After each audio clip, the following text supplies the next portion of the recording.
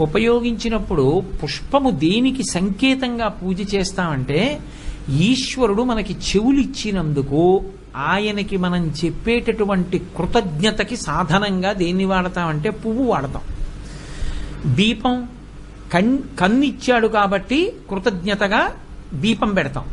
నాలుక ఇచ్చి రుచి తీసే శక్తి ఇచ్చాడు కాబట్టి నైవేద్యం పెడతాం. మనకి స్పర్శనిచ్చాడు కాబట్టి చందనాన్ని అనులేపనం చేస్తాం.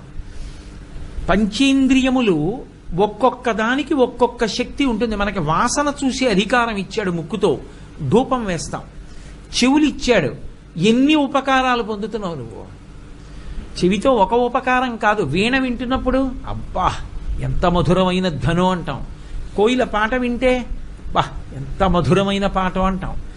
వచ్చిరాని మాటలతో మనవరాలు వచ్చి తాత తాత అంటే అబ్బా చెవులకి